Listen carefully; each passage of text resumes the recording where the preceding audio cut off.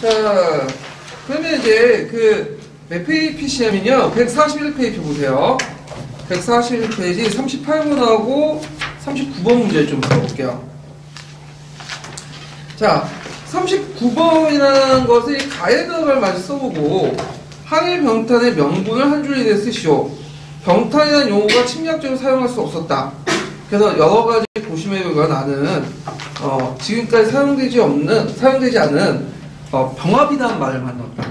그래가지고 했는데 이건 병합이라는 말은 아까처럼 이런 것처럼 합방이라고 또 부를 수도 없고, 근데 실제 병탄이죠. 그러니까 이제 그렇다고 병탄이라고 까놓고 얘기할 수는 없고, 그러니까 적당하게 앞글자를 깐 거야. 합방하고 병탄하고. 네, 그래서 이걸 그래서 병합이라고 하죠. 그러니까 우리가 이제 병합, 항일 병합 이렇게 했는데 이거는 잘못된 말이다. 그래서 엄밀히만 뭐라고 얘기해야 되죠? 엄밀히 병탄이라고 하죠. 병탄. 네, 똥을 똥이라고 불려야 되지 이게 정확한 말이잖아요. 그래서 병탄. 네, 합방이라는 건 좀 많이 안 맞는다는 거죠. 병탄이 맞는 거고. 자, 그래서 거기에 그 의미를 이제 보면 명분을 보면, 자, 명분을 뭘 내줬냐? 두 나라의 행복과 동양평화를 위해 일본이 한국을 병합한다고 쓰고 있지만 사실상 무력을 앞세우고 그러지 병탄일 뿐이다. 그러니까 명분은 그 앞부분이죠. 두 나라의 행복과 동양평화를 위해서 일본이 한국을 먹었다. 이렇게 이제 명분을 내걸었던 거죠. 자, 그 다음에 거기 이제 39번을 이제 볼게요. 39번. 다음 밑줄진 부분과 관련돼서 신체가 제시한 개념이 무엇이고 이와 관련된 역사인식의 내용을 두 줄에 써보시오. 이 책의 의의를 두 가지를 써보시오. 구한말대 독사신론과 관련된 건데, 국맹을 보존케 하고자, 이거는 국수죠. 그리고 역사의식은 국수 보존론 내용을 쓰시면 될 것 같아요. 그러니까 단골 중심해갖고 뭔가 역사의 상징을 삼으려고 했다. 그래서 그 내용들 미래에 독사신론에 있는 내용 꼭 기억을 좀 해주시면 되고요. 자, 그 다음에 또 볼 게 뭐냐면 143페이지 보세요.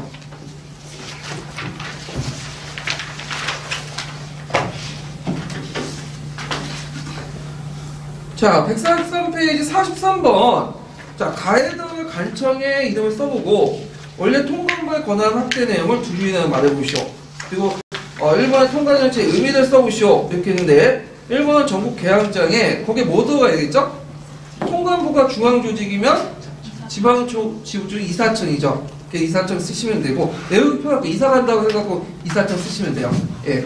그래서 권한확대 내용은 원래 통감의 내용이 뭐라고 했어요? 통감부는 외교 문제죠. 근데 외교 문제뿐만 아니라 점차 한국의 내정 간섭까지 하게 됐다. 이렇게 이제 보시면 되고, 그 다음에 의미는 불법으로 한국의 내정을 장악하고 식민지 지위에 필요한 발판을 마련하려고 했다. 이렇게 쓰시면 되겠죠.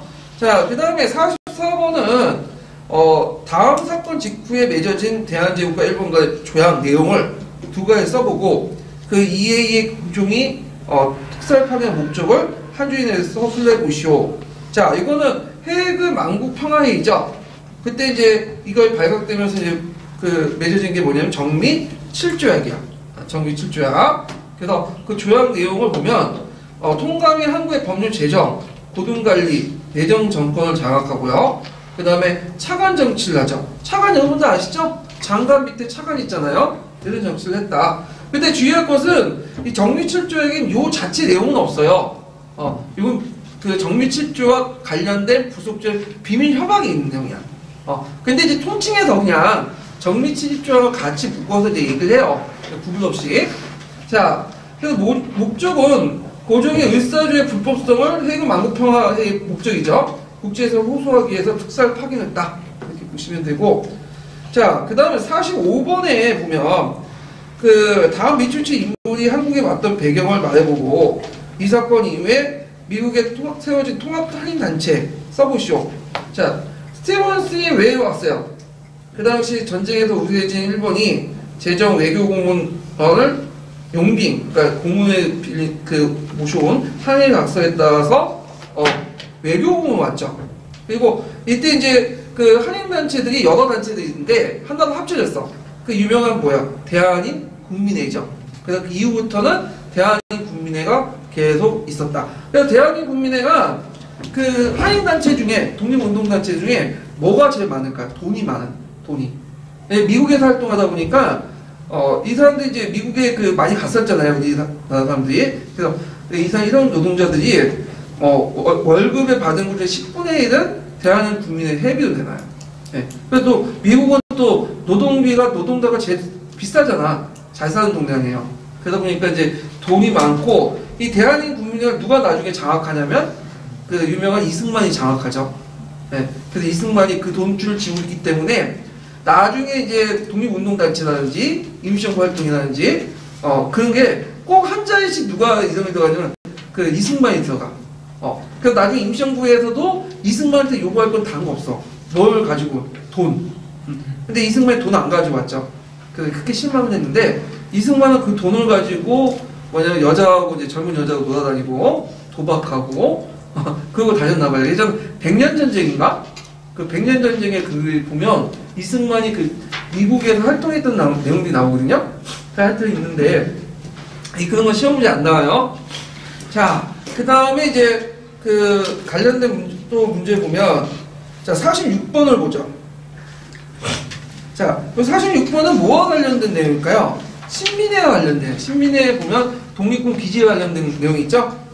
그래서 46번 보면 다음과 같은 계획을 세웠던 단체를 말해보고 그 다음에 그 밑줄친 기획의 독립군 기지와 이인의 군사학교를 각각 써보시오. 이 단체가 다른 애국개몽운동 단체와 다른 점이 무엇인지 두 줄 이내 써보시오. 자, 일단은 단체는 신민회, 독립군 기지는 삼원보, 그 다음에 이제 그 군사학교는 신흥무관학교, 그 다음에 다른 점 공화제를 바탕으로 했고, 그래서 실력 양성뿐만 아니라 독립운동 부장 투쟁까지 했다. 그래서 독립군 기지하고 단체와 관련된 내용은 나중에 이제 좀 뒤에 더 얘기를 할게요. 1910년대 북의 독립운동 관련돼서 좀 얘기를 하고요. 자, 그 다음 145페이지 좀 보세요. 145페이지, 잠깐만요. 문제를 제가 잘못 적었네. 145페이지 푸는 게 아니라, 거기 이제 독도와 간도 부분을 좀 보고 넘어갈게요. 독도. 그래서 예전에 한번 그거 집어넣으려다 뺀 것 같은데, 독도 부분이 상당히 중요시 여기거든요. 교과서마다. 그래서 한번 보고 넘어가야 돼요. 자, 138페이지.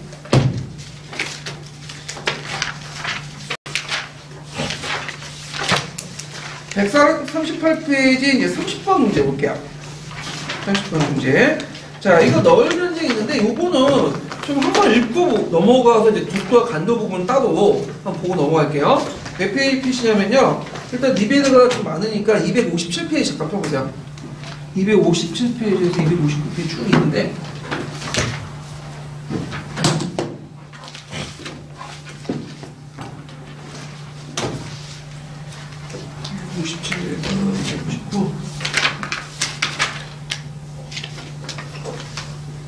자, 256페이지 펴보시면 되겠네요. 예전에 한번 독도와 관련돼서 독립된 문제가 나왔거든요. 공군련 기출문제요.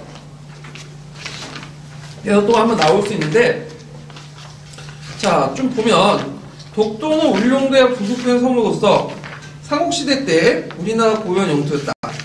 자, 삼국사기 실록본기에 지증왕조에 지증왕 13년 이사부가 우상국을 정복하여 복속했다는 기록이 있는데, 이때 우상국에는 울릉도와 우산도가 같이 있다.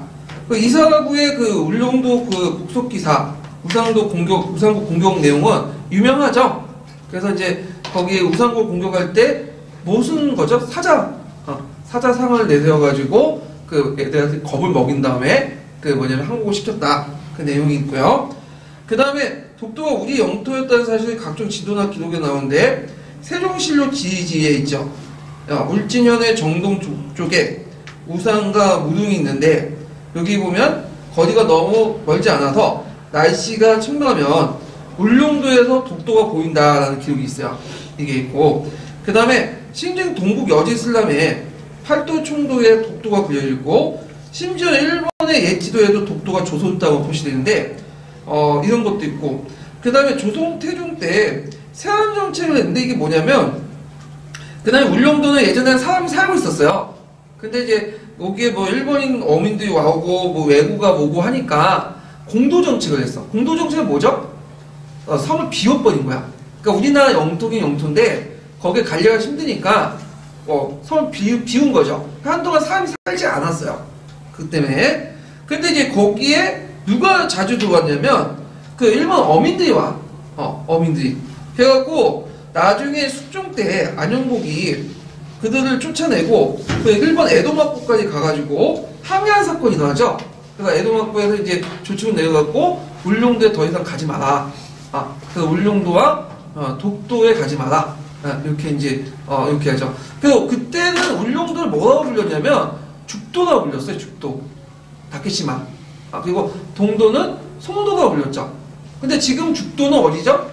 일본 다케시마, 독도를 의미하는데 그 당시에 죽도는 어디를 의미하냐면 울룡도를 의미해요.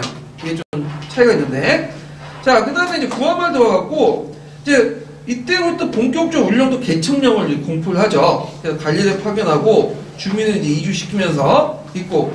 그래서 메이지 정권 초기 때는 독도를 우리 영토 인정하는 내용도 있어요. 그래서 메이지 시대 때 이제 최고 행정기관 태종관 문서에는 울룡도와 독도는 우리 일본과 관계없다.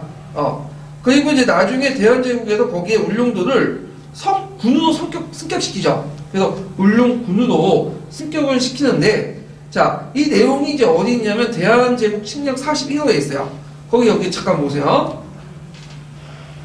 자, 거기 보면 제일 쪽 보면 울룡도 울도로 개칭하고 강원도 부속한다. 그래서 도감을 파견하는데, 원래 도감은 이제 옆에 이제 군수 파견하기 이전에 파견했던 게 도감이에요. 그래서 이제 도감을 군수 개정하고, 그리고 군중에 5등할 거, 군청에 위치한 태화동하고, 거기에 보면 좀 눈여볼 게 뭐냐면, 울룡 전도와 죽도와 석도가 있죠. 죽도는 그 부속섬이고, 석도가 중요한 건데, 석도는 뭐와 관련된, 바위섬이라는 뜻인데, 여기는 어디일까요? 석도는. 오늘 독도를 의미해요. 독도. 네. 그래서 이게 예전에 시험 문제 나왔어요. 대한제국 칙령 41호가. 자, 그래서 이제 이런 내용도 이제 좀 보시면 되겠고, 그래서 이제 이렇게 해서 우리나라 영토 선포하고 세계 공포했는데, 이때 이제 울도에서 상당히 중요한 게 뭐냐면, 울도군에서 이제 이제 시행세처에서 독도의 강치잡이를 했던 일본 어부들에게 세금을 부과하는 게 있어요. 그래서 예전에 독도에 강치가 많았다고요. 강치. 그래갖고 이제 강치가 많은데 지금은 없어요. 일본 애들이 일제시대 때 강치를 너무 많이 잡았어. 그래갖고 이제 근데 그 예전 기록에 보면, 동영상에 보면 일본 애들이 강치 잡는 그 내용이 많거든요. 독도에. 그 동영상이 있어요. 그 예전에 KBS 역사 스페셜에서 그걸 방영했는데, 하여튼. 자, 일본은 너일 전쟁 중에 독도를 무인도로 규정하고, 일본의 시네마현 다케시다라고 이제 이름을 불법화시켰죠. 원래 다케시마 죽도는 울룡도를 뜻했는데, 이때는 독도를 뜻하죠. 그래서 얘네들의 논리가 뭐냐면, 국제법상, 무인도는 먼저 점령한 사람이 임자다. 이렇게 이제 주장하면서, 자기 땅에 우기게 된 거죠. 그래서 이제 19세기 때 독도가 일본 영토가 아니면 인정한 거랑 전혀 다른 정책을 이제 내세웠고, 그래갖고 이제 1904년에 일본은 대한 한일 유정설 강요해 너일 전쟁의 수행 위해 자국에 필요한 한국 영토를 자유롭게 사용할 수도 있고, 그리고 독도는 군사적 가치를 고려해서 독도는 일본 영토에 편입했는데 그 편입 논리가 아까 독도가 무인도다.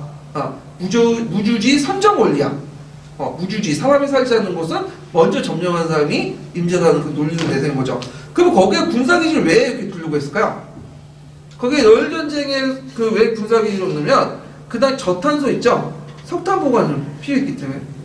그래갖고 있다가 이제 1905년에 시네마형 고시 제45회 독도는 주인 없는 땅으로 일본 시네마현에 포함된다. 하면서 독도 영역권을 주장하고 있고, 그래서 당시 간부와 일가들이 개들지 않고 국내적으로 법적으로 갖지 못한다. 그래서 이제 그거와 관련된 시네마현 고지의 문제점을 지적을 했죠. 예. 그래서 그래서 이제 있다가 이제 강복 후에 독도가 이제 버려져 있다가 또 독도 오용대라고 해서 거기에 이제 지키고 있는 사람이 파견해서 그래서 점령해서 우리가 지금 계속 시조직 지배를 하고 있는 거죠. 자, 그래서 이 독도 부분도 꼭 기억을 해주시고, 그다음 간도 부분을 좀 볼게요. 자, 조선과 청나라가 두 나라가 이제 국경을 확정하기 위해서 1917년에 백두산 전개비를 세웠죠. 근데 이제 백두산 전개비에서 이제 문제가 됐던 것이 통은강의 해석 부분을 가지고 이제 문제가 됐는데, 그 당시에는 18세기 초반 때는 그게 큰 문제가 되지 않았어. 이게. 예. 그래서 이제 있는데, 이게 왜 문제가 됐냐면 18세기 후반에 사람들이 월경을 해요. 왜 월경했냐면 청나라가 이제 그 세워지고 나서 그 어디죠? 봉천 이남 지역을 뭐라고 했어? 사람 살지 못하다고 했죠. 그래서 이걸 이제 봉금지대 설정했잖아요. 근데 이제 한국 사람이나 그 다음에 조선 사람이나 청나라 사람들이 월경을 해요. 왜? 거기가 산삼이 많거든. 근데 처음에는 산삼을 케어만 했는데 충돌이 많고 막 살인사건이 나니까 이제 국경 문제 비하하니까 이제 뭐냐면 그 아까 백두산 전기를 만들었다가 문제는 이제 사람들이 이제 월경을 할 이유가 산삼 캐는 게 뿐만 아니라 나중에 되면 거주 목적으로 하거든요. 그러니까 그 지역에 간도 지역에 사람들이 살기 시작한 거야. 조선 사람들이. 그러면서 이제 19세기 말에 요거 이 땅을 어떻게 할 것이냐. 지금 간도 지역 있죠? 우리나라 연변 자치주. 그 땅을 어떻게 할 것이냐 해가지고 뭐냐면 이제 청나라와 조선과 갈등이 일어나. 그래갖고 이제 그때 청나라 조선 간의 강계의라는 게 있어요. 강계의. 두 번에 걸쳐서 강계의를 해요. 강계의. 그래갖고 이때 이제 조선하고 청나라 간에 두 차례 걸쳐 강계하는데, 강계가 뭐냐면 국경선 문제야. 국경선. 국경선 어떻게 정하느냐. 근데 이제 19세기 때 이제 그 국경선의 기준이 됐던 것이 그 뭐냐면 백두산 전개비인데, 통은강의 해석 가지고 또 싸우게 되죠. 통은강을 중국에서 어떻게 해석하냐면 이걸 두만강의 지류라고 생각해요. 두만강으로 해석하죠. 네, 두만강호. 그럼 두만강으로 해석하면 그 땅 위쪽 북쪽이 누구 땅이 되는 거야? 중국 땅이 되는 거야. 청나라 땅이. 근데 우리나라는 통은강을 뭐냐면 송화강의 지류라고 봐요. 그렇기 때문에 송화강의 지류이기 때문에 그 간도 땅은 누가 되는 거야? 우리 땅이 되는 거죠. 근데 이게 백두산 전개비가 세워질 때는 통은강이 이게 있었긴 있는데, 이 통은강이 이제 두만강의 그 뭐냐면 그 지중지, 송화강 지중지, 그 솔직히 정확히 기억을 안 했어. 그 당시에 사람들이 살지 않았기 때문에 이 강이 어디 기준을 가지고 했는지를 몰랐거든요. 근데 그냥 두만강의 지류를 그냥 두만강으로 해석해가지고 했어. 통은강을. 그래서 이제 합을 만든데, 문제는 나중에 보니까 이 송화강이 지류 부은 거야. 통은강이. 그래서 이제 문제가 되는 거죠. 이게 나와요. 근데 이거는 청나라 말이 맞긴 맞아. 그래서 원래는 두만강이라고 생각하고 이제 서로 간에 합을 봤는데, 나중에 사람이 살고 거기 지역에 그 지리가 파악하고 나니까 이게 통은강의 두만강이 아니라 송화강의 지류라는 걸 알게 된 거예요. 그래서 그것 때문에 문제가 생긴 거죠. 자, 하여튼 그래가지고 이제 그 간도 이게 두 번에 거쳐갖고 결렬되고 나서 그다음 대한제국 때 이제 적극적으로 간도 문제에 개입을 하게 되죠. 그래서 요 당시 이제 이병훈을 간도에 파견하고 주민을 안정시키고, 그다음 간도 관리사를 보내고, 그래서 이걸 한경도 지역의 행정구역 편입을 시켜. 일자도 처음에는 너혈전쟁 이후에 우리가 뭘 맺었어요? 제2차 한일 맺고 의사조약 맺고 그 외교권 들어갔잖아요. 그러면 이제 일제도 간도 출장을 설치해서 대한제국 영토라는 것을 알게 인정을 했는데, 문제는 일본이 이제 그 당시 뭘 하냐면 청나라의 그 남만주칠도 부속권하고, 이게 정확한 말하면 남만주칠도 부속권의 지선인 안봉선이에요. 네, 그 안봉선하고 탄광차국권을 얻었어요. 그래서 그것을 막교하는 게 뭐냐면 간도가 이제 청해 영토 족보이고, 그 이것을 얻고 체류권과 부속권을 얻으면서 이제 간도가 누구 땅을 넘어간 거죠? 청나라 땅 넘어가게 된 거죠. 그래서 근데 그렇게 할 수 있었던 것은 뭐 때문에요? 을사조약 때문에. 을사조약. 왜냐면 외교권이 뺏겼잖아 그냥. 그거 좀 기억을 해주시면 되고, 그 옆에 간도협약이 있어요. 간도협약 좀 읽어보시고. 자, 그냥 좀 길지만 한번 읽고 넘어갈게요. 대한제국의 간도 영유권 주장하고 일본이 불법으로 간도협약 관련된 내용 있죠? 이거 한번 읽어볼게요. 네. 누구 그 다음 읽으시죠? 네. 조선과 청은 두 나라 사이의 국경을 확정하기 위하여 1712년 백두산 전개비를 세웠다. 그런데 19세기 후반부터 우리나라에서 간도로 이주하는 사람들이 늘어나면서 간도 귀족을 둘러싼 분쟁이 일어났다. 1882년 청은 간도를 개간한다는 명분으로 조선 정부에 우리 민족의 철수를 요구하였다. 이에 정부는 이청을 보내 백두산 경계지에 비문에 경계되어 있는 통강이 송화강의 상류이므로 간도는 우리 영토라고 주장하고 어윤중은 서북 경략사로 임명하여 이에 대처하도록 하였다. 대한제국은 간도 문제에 적극 대응하였다. 1897년과 1898년에 간도 현지를 답사하고 간도가 우리 영토임을 확인하였다. 1900년에 청의 약세를 틈타 러시아가 간도를 점령하자 1902년에 대한제국 정부는 이범윤을 간도에 파견하여 주민들을 안정시키고 이듬해 그를 다시 간도 관리사로 보내 간도를 한경도의 행정구역에 포함하고 이를 청에 통보하였다.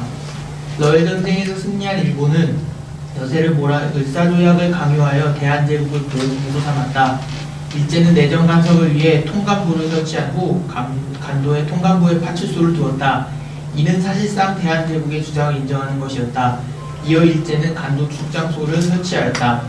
간도 파출소가 편찬한 한청 국경 문제의 연혁이라는 문서를 통해 일제는 토문강을 숭화강 상류로서 중앙강과 관계없으며 두만강이 결코 천연의 국경선일 수 없다고 여러 조항에 걸쳐 논증하고 있다. 간도 출장소의 소장으로 취임한 일본인 사이토는 간도를 조선의 영토로 간주하고 행동할 것을 분명히 하였다. 이어 조선 통감부는 1909년 청의 간도는 조선 영토의 일부이기에 간도 거주 조선인은 청 정부에 대한 납세 의무가 없다라는 사실을 알렸다. 그러나 일제는 1909년 청과 간도 협약을 체결하여 남만주 지역의 철도 부설권과 푸순 탄광 채굴권을 얻는 대가로 간도를 청의 영토로 인정하였다. 일본이 을사조약으로 대한제국의 외교권을 박탈한 상태였으므로 얼핏 보면 일본이 적법 행위를 한 것처럼 보였다. 하지만 을사조약의 최종 비준권자인 고종황제는 을사조약에 비준하지 않았으므로 국제법상 원천적으로 무효라고 선언하였다. 따라서 을사조약을 근거로 맺은 간도협약도 무효가 되는 셈이다. 네. 그 다음에 아까 이제 그 독도와 관련된 부분을 안 읽어봤는데 다른 책을 한번 좀 읽고 정리 좀 더 해볼게요. 어디 보냐 천재교육 224페이지 펴보세요. 천재교육 224페이지에 보면 독도의 역사적 우리 영토 있고 그 다음에 일본의 독도 불법 편입인데 그 앞부분을 각자 읽어보시고 그 일본의 독도 편입 관련된 내용에서 그들의 주장 내용들을 한번 좀 봐두실 필요가 있어갖고 한번 우주주의 선점 원칙 있죠 아까 지금 얘기한 것처럼 요거 관련돼 갖고 한번 읽어볼게요. 1번은 그 다음 분 읽으시면 책 없어요? 네. 이렇게 책. 네. 일본은 러일 전쟁 중이던 1905년 신화내현 고시 제40호를 통해 독도를 신화내현 소관 아래 일방적으로 편입하여 다케시마라고 불렀다. 일본은 무주지 선점, 즉 주인이 없는 산을 처음으로 차지하였다고 주장하였다. 그러나 독도는 이미 일본 스스로 태평강 지령에서 밝힌 것처럼 주인 없는 땅이 아니라 대한제국의 영토였기 때문에 이는 명백한 불법 행위였다. 을사조약 이후에도 대한제국은 일본이 독도를 자신들의 영토라고 주장하는 것에 대하여 동의하지 않았다. 이후 일본은 1905년에 독도를 편입한 것은 원래 일본의 영토인 독도 영유 의사를 재확인한 것이라고 말을 바꾸었다.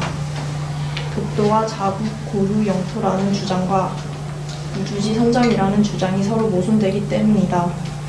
그러나 이 역시 역사적으로나 국제법으로나 인정될 수 없는 주장이다. 자, 그래서 이렇게 이제 보고 거기에 보면 울두군 절목이라는 내용이 있는데 그 대한제국 내부에서 이제 그 간첩 명칭이죠. 내무부에서 울두 군수에게 지시한 지칭에서 나무를 베어가는 일본인들 감시해라. 이 내용이 있거든요. 그리고 출입하는 화물에 대해서 물건가를 1% 걷어 경비를 보태도록 해라. 근데 여기 좀 눈여볼 게 뭐냐면 이 울두군, 그러니까 울릉도의 나무가 상당히 인기가 좋았어요. 그 당시. 그래서 울릉도의 나무가 되게 단단하고 뭐냐면 셌기 때문에 그 당시 울릉도 별채권을 처음에 누가 가졌죠? 러시아 갔다가 일본 건너가잖아요. 그래서 이 울릉도를 러시아나 일본이 이제 나무를 되게 원했거든요.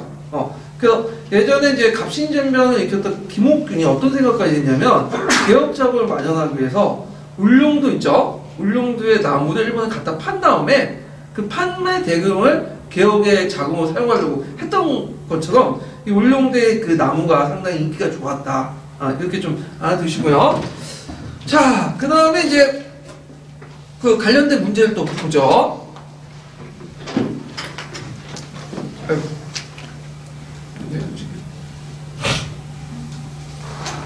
자, 거기에 보면 138페이지 30번 문제 볼게요. 30번.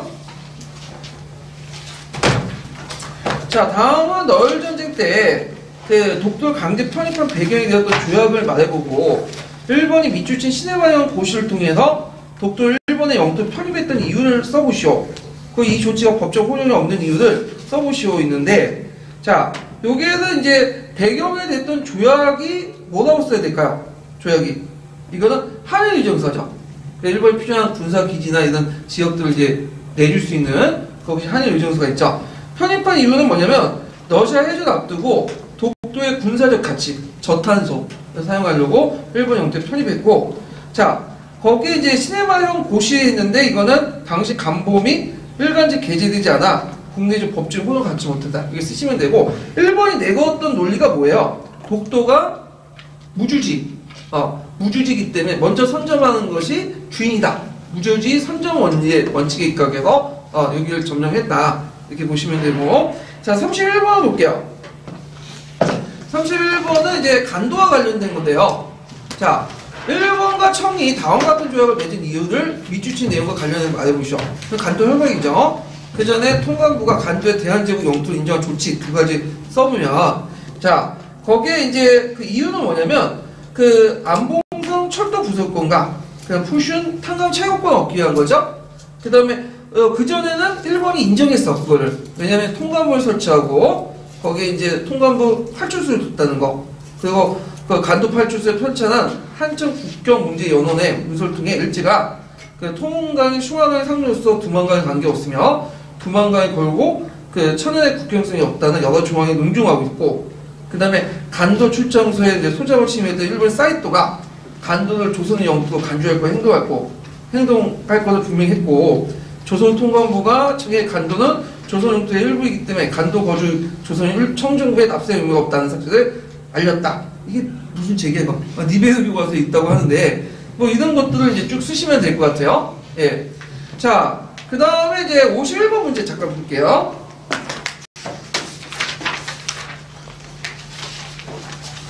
51번 문제는 이제 그 안영복과 관련된 내용이죠. 조선 숙종 때 하나. 자, 그 당시 미추친 기획관 이은혜이 지칭한 섬이 어딘지 각각 써보고 안영복의 활동 내용을 한 줄이 내용 써보시오.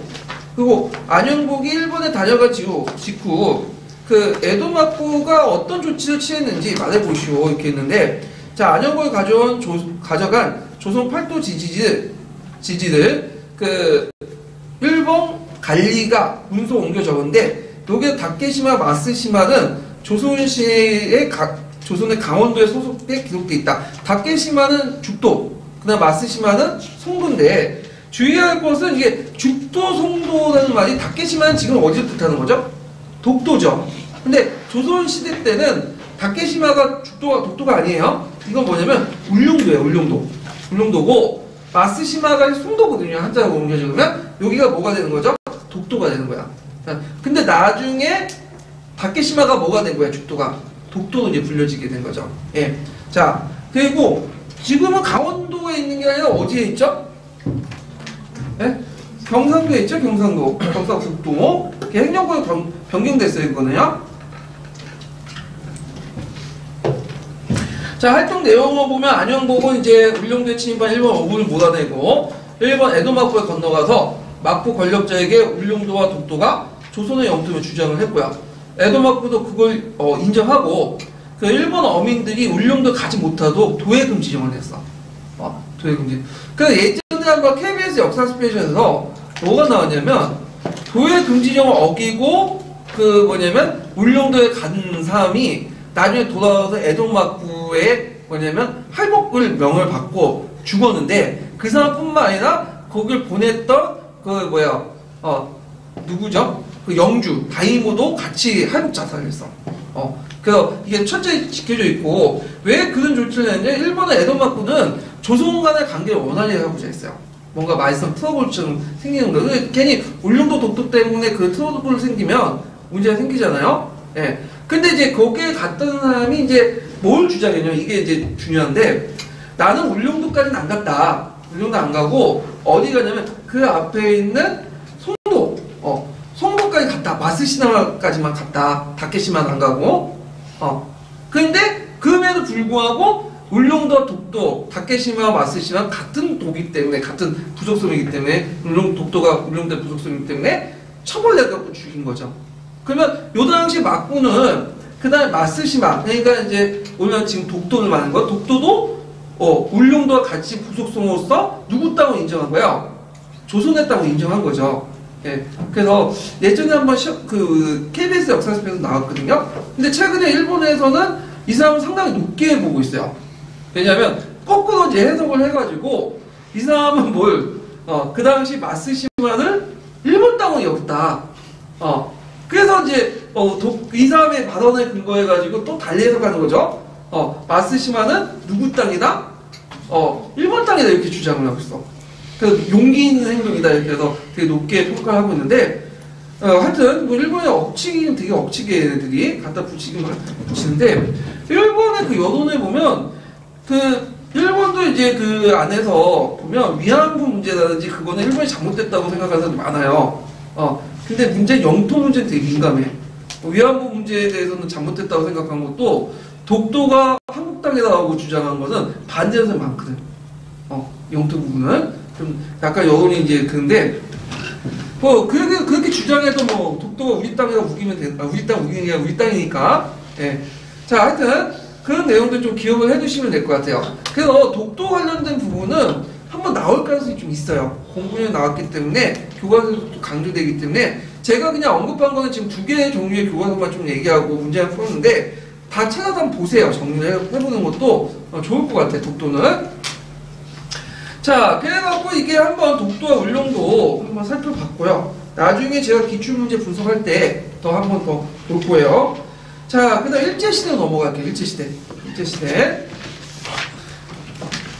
자, 일제시대에 이제 보면, 최근에 일제시대에 관련된 문제들을 보면, 항일 독립운동사들이 많이 나와요. 네. 특히 이제 임시정부 활동 관련된 내용도 있죠. 이런 것들이 많이 나오는데, 아마 이제 예전에 보수정권이 임시정부 무시하고 그래서 그 임시정부 활동 내용들이 많이 나올 것 같고, 이번에도 이제 문재인 정권이 등장하니까 아마 더 나올 것 같아. 그래서 이런 것들 임시정부 활동이나 그 다음에 무장항일 투쟁 있죠. 이런 걸 좀 중점적으로 볼 필요가 있어요. 그래서 예전에는 신간회라든지 일제 통치 이런 부분이 나왔는데, 좀 요즘에 패턴이 약간 달라진 것 같아요. 자, 그리고 이제 일제 시대부터 해서 이제 하는데, 이게 수많은 단체들이 되게 많이 나오거든요.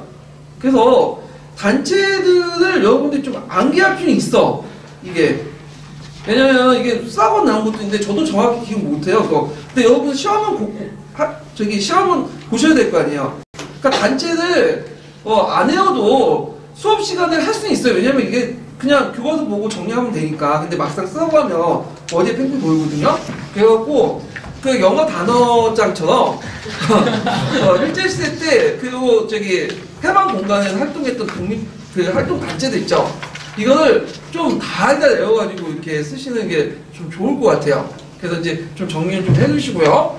자, 그럼 일제시대 한번 기출문제 분석 풀어보죠. 자, 일제 통치기에서 이제 주로 많이 나오는 것이 문화 통치기와 관련된 내용이거든요. 그래서 문화 통치기 때는 치안유지법이나 조선교육회 이런 것도 좀 보시면 되고, 근데 조선경영 관련된 내용이 있는데, 조선경영은 역교동도 관련돼 있죠. 예, 그래서 2번 정도 나왔고, 그 다음 국내 독립운동에서 제일 많이 나온 것은 당연히 신간회죠. 신간회. 그래서 신간회 활동 많이 나오니까 신간회 강령, 벽사적 의의 등등 해체 배경, 그 다음에 물산장려운동이 좀 나오고, 그 다음에 농민운동의 특징. 그래서 1920년대 농민운동과 1930년대 농민운동 그 특징들 차이점 물어봤으니까 이렇게 이제 보시면 될 것 같아요. 자, 그 다음에 국외독립운동 같은 게 최근에 많이 나오는데, 1910년대보다는 주로 이제 1930년대, 40년대 활동했던 운동도 있죠. 그래서 조선우용군, 조선우용대, 뭐 조선독립동맹 이번에도 나왔던 거 그런 것도 다 정리할 필요가 있어요. 예, 그래서 제가 이제 그거를 여러분 정리하기 편하게 그림으로 약도도 해갖고 정리를 해놨거든요. 나중에 한번 살펴보기도 하고. 그 다음에 이제 요게 보면 대한민국 임시정부 활동 요것도 최근에 되게 중요한 부분이니까 기억을 좀 해둘 필요가 있어요. 그래서 요번에 나온 것이 이제 대한제국 그 미국 임시정부의 법통 관련된 부분이 있죠. 그 다음에 그 국민대표회의 이런 것들 나왔는데 요번에 문제는 그렇게 어려운 건 아니었어요. 그거는 뭐 교과서가 좀 읽어도 풀 수 있는데 좀 어렵게 나올 수도 있어요. 그 부분이. 그 다음 뭐 상균주의, 그 다음 대동단결선언 이런 것들 좀 보고 경제적으로 보면 삼미징식계 두 문제 나왔거든요. 삼미징식계도 이제 보시면 되고 문화적으로 보면 민족주의 사항이 많이 나오는데 민족주의 사항 나오면 거의 되면 뭐가 나오냐 박은식이 나와요. 신체호보다는 박은식이 거의 월등하게 많이 나와요. 박은식 중심으로 보시면 되고 그다음에 신민사 요것도 예전에 조선사 평수에 뭐 이런 내용들이 나왔고 조선왕운동도 나왔죠. 신학과 관련돼 갖고 조선왕운동에 의해 그 외에도 뭐 신민족주의사항 뭐 사회경제사학 예전에 한 13년 기출문제 때 한 번씩 언급을 했다는 거 그런 내용도 이제 좀 보시면 되고요. 그 다음에 뒤에 넘어가서 여기까지 끝났네. 이렇게 이게 한 해거든요. 거기 빠졌는데 백나운 한국타파여고 조선어학회 있죠? 한 번 나왔어, 한 번. 그리고 이 출제 빈도는 그 독립된 문제 외에도 언급된 부분까지 다 적어놓은 거예요. 그래서 언급된 부분들까지 공부해 주시는 것도 도움이 될 것 같아요. 왜냐면 그 기출에 언급된 부분 잠깐 언급했는 부분 그 독립돼서 또 문제 나올 수 있거든요. 예. 자, 그러면 무단통치로 넘어갈게요. 무단통치.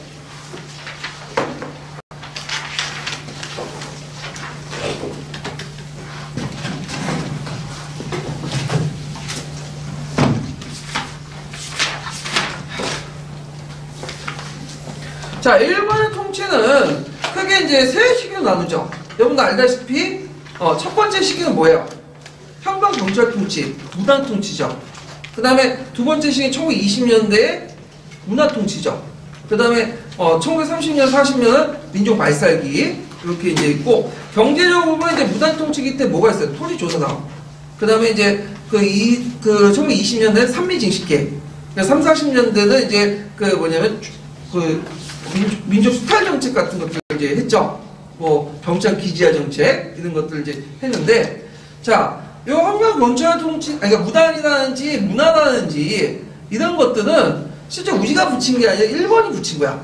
일본 애들이 무단 통치, 문화 통치 그런 말 갖다 붙였거든요. 그리고 이제 1910년에 우리가 이제 한일 병탄이 되고 나서 대한제국을 병합한 일본은 우리나라를 예전에 뭐라 불렀어요? 대한제국 한국이라 불렸거든. 한국 줄여가지고 근데 한국이라는 용어 대신에 조선이라는 말을 써요. 조선이라 다시 계칭을 하죠. 그래서 지금 조선민주공화국 있죠? 그쪽에 그리고 조선일보, 조선도 있죠. 그래서 조선일보와 조선을 보면 역시 조선이 맨날 북한 얘기하잖아. 그래서 북한 방송인지 우리나라 방송인지 왔다 갔다 하는데 자, 하여튼 그때 당시에 일본 애들 조선이라 불렸다. 그리고 이제 그 한국경찰 통치, 무단 통치 때 이제 그 뭐냐면 초대 총괄모 같은 사람이 이제 총초고 같은 사람이 마사타케라는 사람, 데라우치 마사타케. 그다음에 2대는 시사가 요시미치 뭐 그런 사람들인데 자, 그러면 이때 이제 조선의 이제 통치 시스템을 좀 볼게요. 일본이 조선을 통치할 때, 우리나라를 통치할 때 어떻게 했냐? 식민지 중출 기간은 당연히 어디에 있어요? 조선총독부겠죠? 조선총독부. 그래서 거기 보면 조선총독부 건물이 보이는데 원래 이 조선총독부 건물은 그 남산 밑에 있어요. 용산 부근에 있었거든요.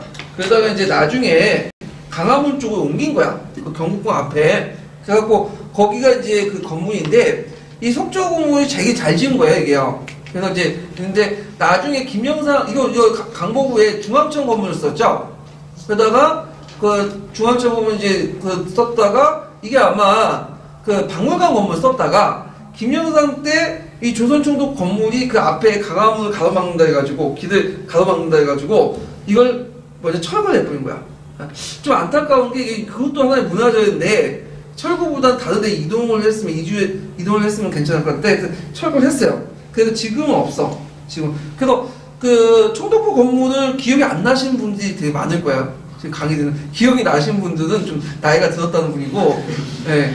그래서 이제 저는 기억이 나거든요. 어릴 때 거기 그 많이 갔어요. 그래서 이제 뭐 봤는데, 자 그러면 거기 조직을 좀 볼게요. 조직을. 자, 그 자리에 높은 게 총독이죠. 총독이 있고, 그 다음에 여기 두 명이 있는데 거기 조선 총독이 있는데 조선 총독은 지금 대통령보다 막강한 권력이 있어요. 그래갖고 거기 행정권, 입법권, 사법권, 군사통수권, 그 다음 이왕직인데 이왕직이 뭐냐면 지금 이시왕조 있죠. 네, 그래서 이시왕조 관리하는 거, 조선기조에 대한 특별 권한 이런 것들 보였던 게 조선 총독이고, 그리고 이 조선 총독은 입법권이 있거든요. 지금 입법은 어디에서 하죠? 국회에서 하죠, 그렇죠? 근데 이때는 조선 총독이 그 총독령을 공표해요. 총독령. 네, 총독령은 오늘날 말하면 행정부령이야. 행정부에 공포하는 영이 있죠. 대통령령이나 이런 것들. 법률이 아니라 법령이죠.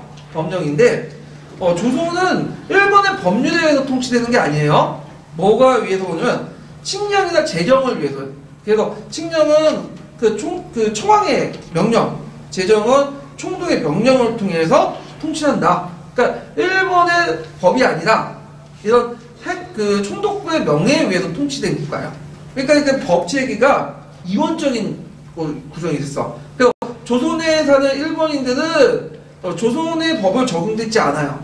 무슨 법에 적용되는 거죠? 일본 법에 적용되고, 그다음 여기에 조선인들은 뭘 적용되는 거죠? 칙령이나 재정에 의해서 통치받아요. 그래서 이원적으로 구성되어 있다라는 게 특징이죠. 그래서 치안유지법 아시죠?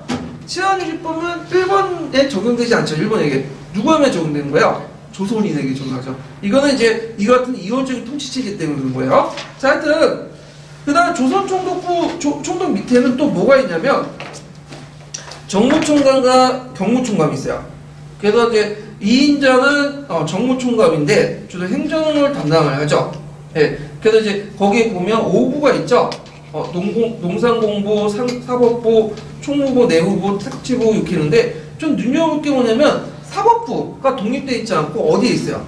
지금 정무총감 밑에 있는 거야. 그러니까 행정권에 종속되어 있는 거야. 이런 것들이 특징이고, 그 다음에 경무총감은 경찰 업무, 치안, 조선주둔 헌법사령관 겸임했고, 원래는 넘버 3지만 실제의 권한은 정무총감보다 더 많아요. 얘는 특징이 있다. 그래서 이 경무총감과 관련돼서 예전에 시험 문제 나왔어요. 11년 기출문제. 그 다음에 사법기구가 있는데, 이 사법기구는 이제 보면, 여기에서 이제 특징이 뭐냐면, 일본은 우리나라를 통치할 때, 한 가지 원칙이 있는데, 그게 뭐냐면, 일단은 돈을 들이지 않고 최소한의 비용으로 통치를 하는 거야. 최소한. 그러면 사법을 들 때, 이제 사법하면 우리가 보통 근대법에 의하면, 어떻게 근대법 법이 운영이 되죠? 근데 그 사법부가? 자, 일단은 재판을 할 수 있는 재판권을 누가 갖고 있어요? 일단. 그 재판관이 갖잖아. 그 다음에 그 재판을 기소할 수 있는 권한은 검찰이 갖죠. 검찰이. 그 다음 수사할 수 있는 권한은 누가 갖고 있죠? 경찰이 갖잖아. 근데 이제 문제는 일본 애들은 적은 비용을 가지고 우리나라 통치하려고 하다 보니까 얘네들은 판사와 검사를 고용을 안 해. 잘. 그래서 수가 극소도수야. 판사, 검사. 그리고 거의 대부분 상당수가 일본 사람이에요. 일본 사람. 변호사도 별로 없어요. 변호사도. 그러니까 판사, 검사가 좋다 보니까 재판이나 기소 같은 권한들이 없다 보니까 누구한테 그 권한을 행사하냐면 간단한 건 다 일본 경찰이 하는 거야. 그러니까 경찰이 그 당시 1910년대 경찰은 상당한 권한을 갖고 있어요. 수사권도 갖고 있죠. 그다음 일부 기소권과 판소권, 재판권도 갖고 있어. 그래서 경찰이 봐서 수사한 다음에 그냥 간단한 거나 이런 것들은 뭐 자기가 기소하고 재판을 해요. 그리고 심지어는 처벌까지 해. 벌금하죠. 지금은 벌금이나 뭐 그 구조는 어디에요? 따로 뭐 집행기관이 있잖아요. 다시 다 하는 거예요, 경찰이. 그 이유는 뭐냐면 아까 말한 것처럼 적은 비용을 가지고 효율적으로 통치하기 위해서 그런 거다. 그래서 근대적 사법 시스템을 도입을 했지만 실제 그렇게 운영이 안 돼. 아주 편법적으로 운영되죠. 근데 이런 사법 시스템이 강북구에서 계속 가요. 그래서 한때 뭐냐 변호사도 적고 이런 것들, 그래서 재판도 제대로 하고 서류 재판도 하고 그런 것들이 다 일본에서 건너온 것들인데, 자, 하여튼 이는 고등법원, 복식법원, 지방법원 3급제로 운영했지만 아까 얘기했잖아. 이 사법부가 독립돼 있지 않고 행정부에 속해 있고, 그 다음에 민족 탄압을 이용하는데 수단을 이용했다. 그래서 이제 이런 내용들 좀 기억을 해두시면 되고, 그 다음에 중추원이라는데, 중추원은 이제 뭐냐면, 그 중추원이라는 말이 되게 많아요. 근데 요 당시 중추원은 좀 다른 건데, 되게 고문 참의로 해서 친일기 인사로 이제 구성이 됐어요. 근데 실제 중추원은 별로 그 의미가 없어. 그래서 이제 조선총독부가 자문기관인데, 한국의 병탄에 큰 공이 됐던 친일파들에게 명예직을 주는 거야. 명예직을. 그래서 중추원 고문이나 참의라면 상당히 사회적 지위가 있는 거예요. 그래서 권력은 없어. 근데 권위는 있어. 왜냐하면 한국인들이 그 당시에는 버스를 못했기 때문에, 간직 침입을 못했기 때문에, 나름대로 이제 그 한국 사회에서, 이제 한국인 사회에서, 조선사회에서 중추원 고문이나 참의라면 좀 우대받는, 좀 약간 영향력 있는 걸 보여주기야 그런 직위였다. 그래서 형식적인 기부에 불과했고, 실제로 삼해운동까지 한 번도 소집된 적이 없어요. 그리고 자문사원도 한국인하고 관련 없는 뭐 간습조사 같은 것들, 그리고 중추원 의장의 허락 없이는 발언도 못해. 그래서 일종의 해외술책 대선정용을 만들었던 것이 중추원이다. 이렇게 보시면 되겠죠. 자, 그 다음에 지방조직 개편 좀 보죠. 일제는 조선을 강점한 후에 조선총독부 지방간 간제를 공포해요. 그래서 그 당시 이제 전반적인 이제 뭐냐 행정조직, 지방 행정조직을 했는데, 자, 그래서 일반적으로 이게 일본인들이 이제 원래 처음에는 일본 행정조직을 이식하려고 했는데, 그거보다는 그냥 예전 조직을 그대로 이용한 것 같아요. 그래서 이제 도, 부, 군, 그래서 종전의 조직을 좀 유의했는데, 이게 좀 눈여볼 게 뭐냐면 부라는 조직이죠. 부. 부는 정통적으로 우리나라에 없었던 부예요. 이건 일본식 조직인데, 이거만. 요거는 부는 되게 누가 많이 사는 데냐면 일본 사람들이 많이 사는데, 부를 줘. 부. 그래서 나중에 부협의회가 먼저 30년대 협의해서 뭐가 된 거야? 의결기구 바뀌죠. 그러면 이제 부 자체가 일본 사람들을 많이 사는 곳에 있었고, 근데 도, 군, 그 다음에 면, 이런 것들은 예전에 조선 시스템을 그대로 이어받아요. 그래서 이제 13도, 12부, 317부로 정비를 했고요. 그리고 최하 행정기구로 뭘 뒀냐면 면을 뒀어. 그래서 군보다는 명준식으로 해가지고 행정 개편했고, 되게 면장들은 한국인이 뒀는데 이 사람들은 다 친일파들이야. 그래서 일제시대 때 면장했다 그러면 친일파로 등식화시켰대요. 그런 것들 보고, 그 다음에 군수들은 다 상당수가 뭘까요? 일본 사람들이 뒀죠. 근데 한국인 중에 좀 약간 이제 공부한 사람도 있어요. 개요대학이나 뭐 도쿄대학이고 집안이 좀 잘 나가지고 이제 거기 공부해갖고 그 일본 고등고시를 본 사람이 있어요. 그래갖고 군수 온 사람이 있어. 한국 군수가 있는데 이 사람들 별 식권이 없어. 누구냐면 부군수가 다 일본인들이야. 그래서 국도각시에 불과한데 소수의 군수는 있지만 대부분 일본인 중심으로 운영했다. 군은. 자, 그래서 이제 이런 내용들 좀 기억을 해주시면 되고, 자, 그리고 이제 그 뒤에 넘어가서 헌병 경찰제도 관련된 내용을 좀 볼게요. 자, 헌병 경찰은 1910년대에 이제 뒀던 제도인데, 헌병하고 경찰은 다른 거죠. 헌병은 뭐 하는 사람이에요? 군의 독자적인 사법권과 경찰권이 있기 때문에 그 집행하는 사람을 헌병이라고 하죠. 경찰은 이거는 군이 아니라 민간에 이제 했던 치안을 담당하고 수사를 담당했던 경찰인데, 그것을 합친 거야.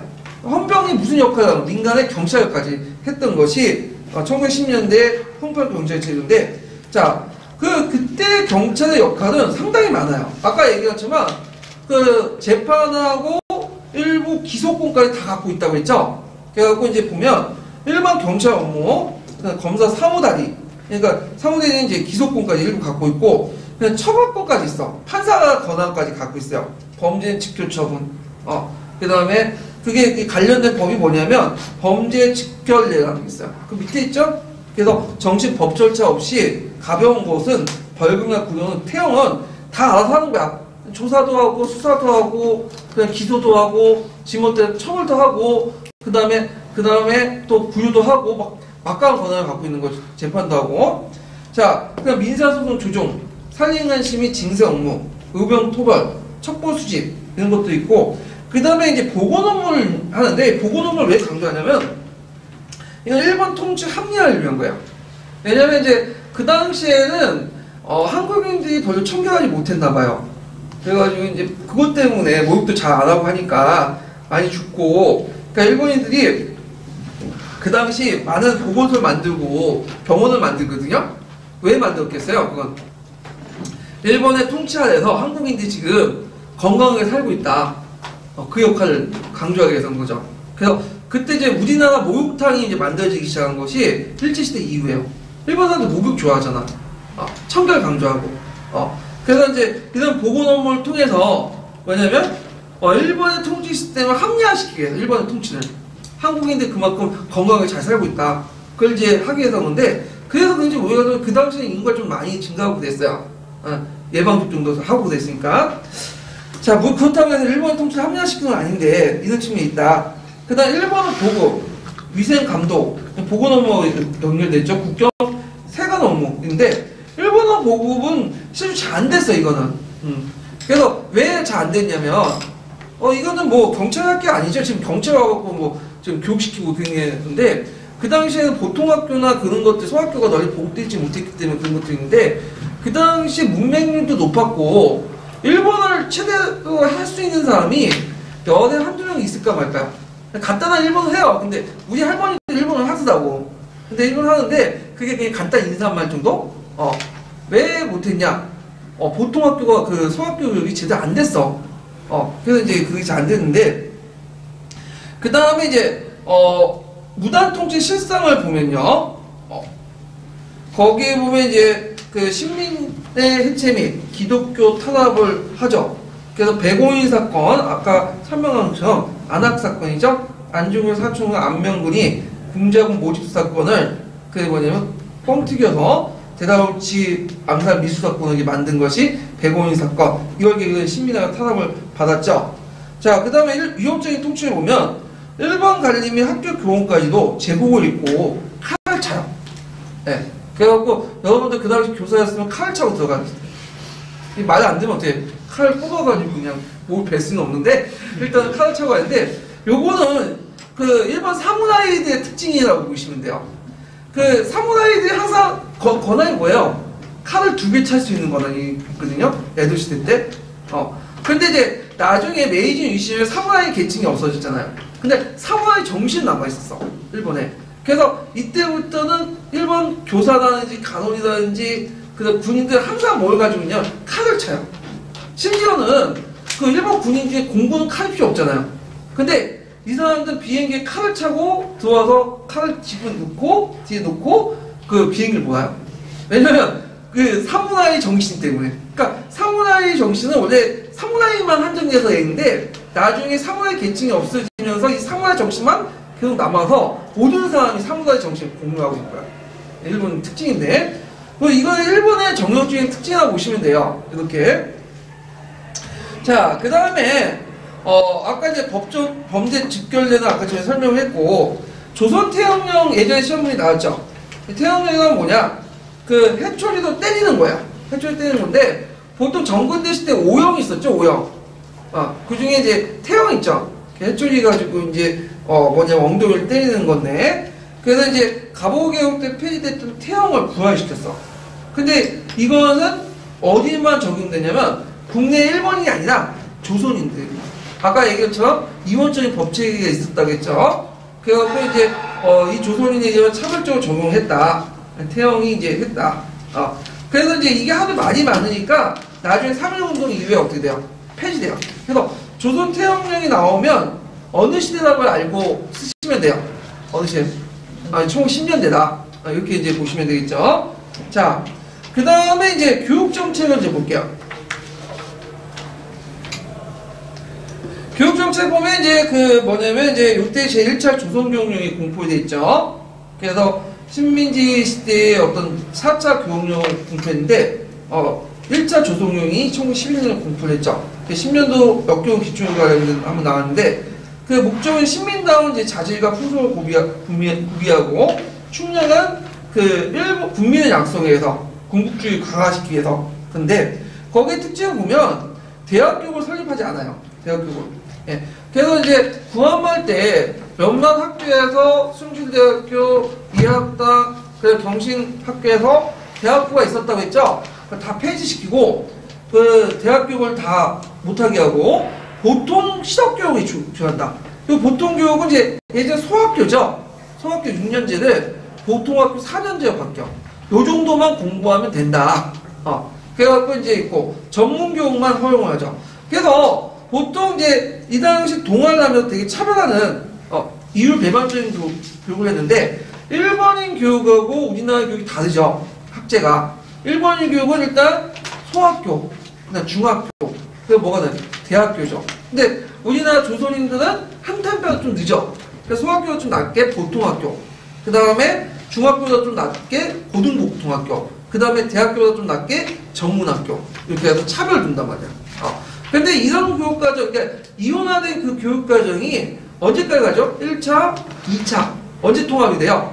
3차 통합이 되죠. 그때 명분이 됐던 게 뭐냐면 내선일체죠. 그러니까 조선인과 일본인은 같은 거기 때문에 같이 해야 된다. 그래서 이제 일본인 학제가 여기 통합이 돼버리는데, 자, 하여튼 이런 것도 있고, 그 다음 수업 연화를 이제 단축시키고, 6년 1교주의. 6년 1교주의는 뭐냐면, 그 6면에 한 면씩, 한 교씩 이제 보통학교를 두는 거예요. 예. 그래서 그 일제 총독부에서는 보통학교를 많이 지으려고 했어요. 왜냐면 이걸 지어가지고 뭐죠? 일본을 보호시키고 충량한 일본 국민들을 양성시키는데 재정이 많이 딸렸어. 예. 그래서 이제 2차 때는 바뀌죠. 또 3면 1교주의 바뀌죠. 3면에 1개. 그렇지만 그 당시에 보통학교는 의무교육이 아니에요. 돈 내고 가는 거기 때문에 보통학교도 이게 되게 뭐냐면 적었다고 그래요. 소학교, 보통학교가. 그래서 초창기 때 1910년대 초반에는 그 일본 애들 그 보통학교는 이제 학생들 모집한다고 치과방도 가지고 그 다음에 여러 가지 용돈도 주고 모집했는데 그때 미달이었거든. 근데 한국인들이 뭐야 또 교육률이 강하잖아. 그래서 보통학교 입학을 하기 위해서 나중에 시간이 되면 2대1, 3대1 하는 거야. 그래서 보통학교 이제 입학시험에 어떤 것들이 이제 입학시험도 봤는데 어떤 것들을 보냐면 돈을 보여줘. 고액화폐를. 고액화폐 보면 얘들이 그걸 맞히면 입학을 시켜줘요. 왜 그러냐면 입학을 하고 돈을 내야 될 거 아니야. 그러니까 있는지 자식들 뽑겠다는 거지. 그런 식으로 이제 뽑아내는 거지. 그래서 이제 이런 식으로 했다는 거 좀 기억을 해두시면 되고, 자, 그 다음에 대학은 미설치했고, 대학이 설치된 건 몇 차 경영이죠? 2차 경영이죠. 그 다음에 조선어 학문 시간이 이제 그 축소되는데, 대신에 일본어 수신 교과가 확대됐다. 그래서 조선 한국 역사 지리가 축소되고 왜곡되는데, 근데 이거 주의할 것은 요거는 1차 조선 경영 자체가 아니라 나중에 1920년대에 공포한 1차 조선 교육 개정과 관련된 내용이에요. 개정. 아시죠? 1차 조선 교육에 조선을 안 배웠어요. 네. 그래갖고 이제 이것은 이제 그 나중에 개정과 관련된 내용이라는 거. 그래서 이제 한국인의 민족의식 말살을 의뢰를 했다. 이런 내용도 좀 기억을 해주시면 될 것 같아요. 자, 그래서 있고, 그 다음에 또 서당규칙을 공부했죠? 서당규칙. 그래서 이제 서당규칙은 그 당시 이제 서당이 보통학교 역할을 이제 했는데, 초등교육을 가르쳤는데, 서당에서 이제 민족운동 이런 것들은 이제 의식을 심어주니까, 서당을 설립을 할 때, 도지사 인가나, 그 다음 서당에서 사용 교과서는 충독부가 편찬한 거 사용했다. 서당규칙을 공부해서 그걸 통제를 했다는 거, 이런 것들 좀 보시면 되고, 그 다음에 이제, 사립학교 규칙을 공부했죠. 그래서 원래 사립학교령은 예전에 통과부 때 했는데 이걸 더 개정을 했어요. 그래서 그 학교 운영을 일체 통제를 하고 그래서 사립학교를 상당 폐쇄시키는 그 사립학교 규칙 공포, 개정 사립학교 규칙을 공부를 했고요. 그래서 사립학교의 활동을 억제했다는 거. 그 다음에 언론 정책들을 보면요. 이 당시 이제 그 언론 정책들 보면 통감부의 4대 악법 있죠? 보안법, 식민지법, 학기적인 그대로 이어받아서 신문지법에 의해서, 신문지법에 의해서 그 당시 이제 언론을 만들 때 뭐냐 허가를 해줘야 되는데 허가를 안 내줬어. 자, 그래서 거의 없다고 보시면 돼요. 다만 이제 총독부 기관지였던 매일신보가 있어요. 매일신보.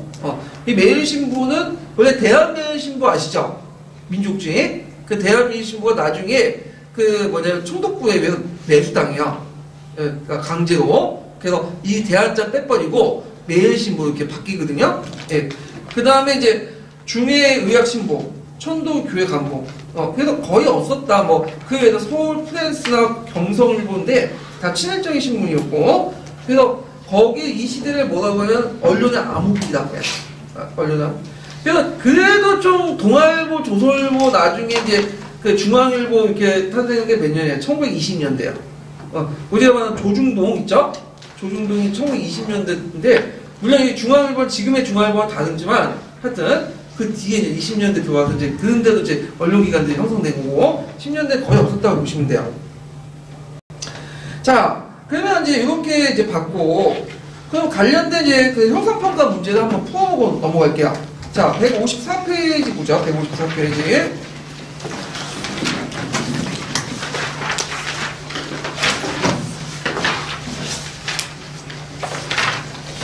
(154페이지) 20번 문제인가요? 예.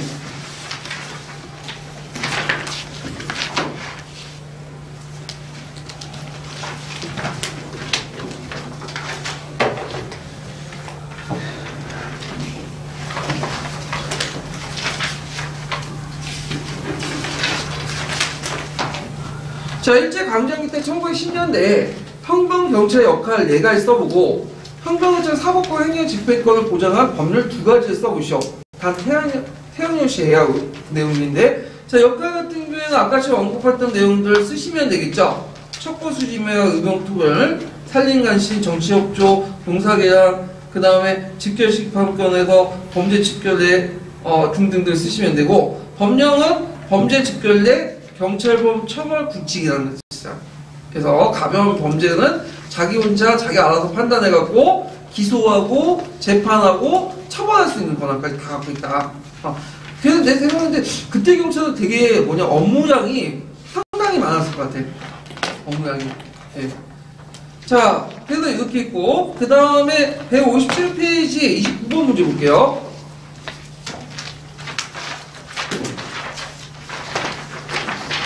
이거는 이제 아까 지금 언급되지 않는 부분인데 1910년대 경제정책가 중에 경제정책 기억할 게 뭐냐면 회사령이에요. 회사령. 그래서 그 회사령을 이제 그 관련된 내용들을 이제 문제를 만들어봤거든요. 그래서 그 회사령 목적이 뭐죠? 일단 조선인의 해당 설립을 억제하고 민족자본을 성장 많고 그 다음에 우리나라 일제의 그 원료 공급지와 그 상품 판매 시장을 만들려고 의도해서 했다. 거기는 없지만 또 뭐냐면 그 일본 기업의 독점 자본에 그러니까 일본 자본의 조선 침투를 막기 위한 것도 있어요. 왜냐 아직 일본이 그 국내 시장을 발달하지 못하고 보니까 일본 자본이 조선 들어오면 좀 그게 문제가 되니까 그거 맞는데 그래서 이제 일본이 원했던 시장 재편 내용은 뭐냐면 일본 기업들이 중요한 것들 나오는 거야. 중요한 사업들. 그래서 전기, 철도, 금융 그리고 한국인들은 일본인들의 자본의 이익에 침해하지 않는 범위에서 작은 부분, 경공 부분을 이제 하는 거죠. 술이나 뭐 정미업 이런 것들을 하는 것도 있죠. 그래서 이런 것들을 가지고 또 여기에 보면 이제 일제가 뭐까지 갖고 있냐면 주체 부분 알 수 있듯이 그 일제가 기업 활동에 관한 무슨 불의를 갖고 있는 거죠. 그래갖고 이제 무슨 불의를 해가지고 뭐 마음에 안 들면 뭐야 산업의 정지, 지정 폐쇄까지 할 수 있고 그리고 이게 독립운동 단체와 연결됐다면 폐쇄까지 할 수 있고 그죠. 예. 그래서 원래 그 정부가 기업 경영 활동에 이런 데 간섭하면 안 되는 거예요. 예. 최근에 경영 활동까지 간섭하고 사장 바꾸라고 회장 바꾸고 해가지고 문제 생긴 거죠. 자, 그러면 이 1910년대 내용 한번 읽고 넘어갈게요. 요거는 제가 여기서 언급하지 않은 부분이기 때문에 한번 읽고 넘어갈게요. 29번 문제. 자, 몇 페이지 펴보시냐면요. 리베이드 310페이지 한번 펴보세요.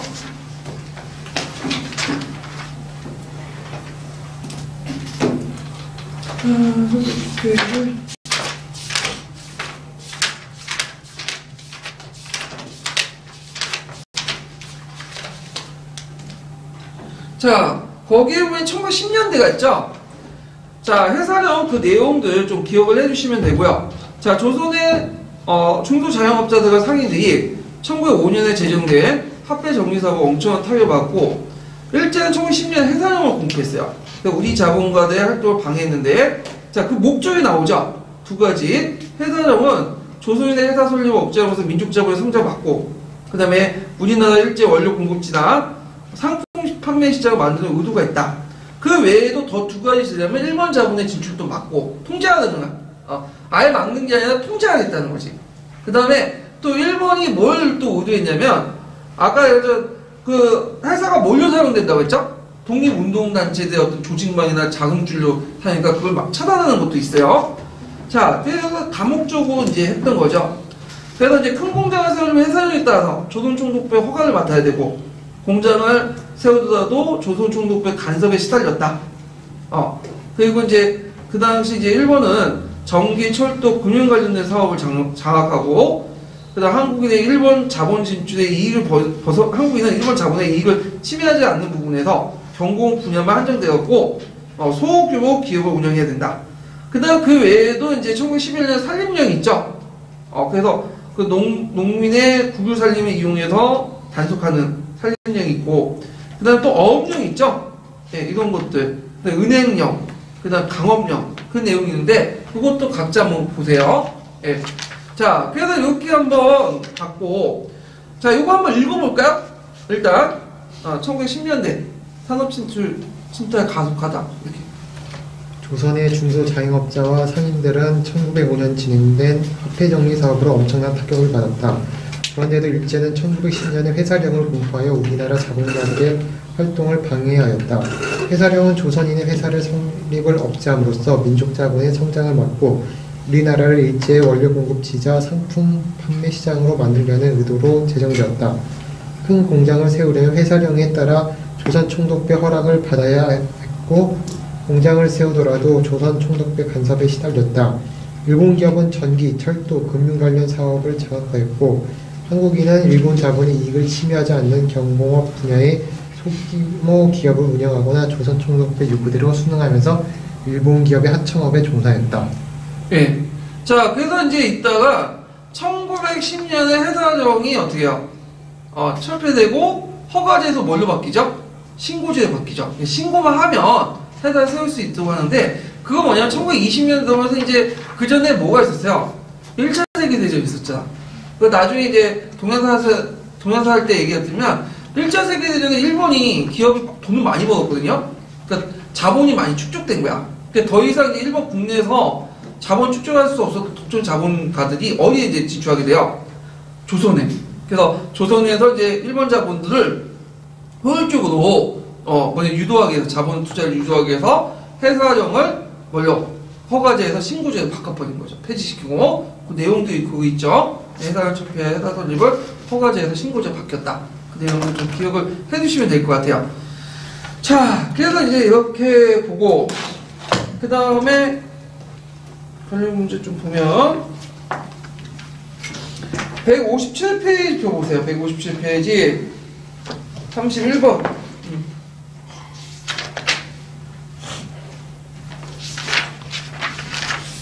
자, 다음 조선교육의 강조해서 교육 두 가지 써보고, 줄친 부분, 보통 교육이 몇 년인지 써봐라.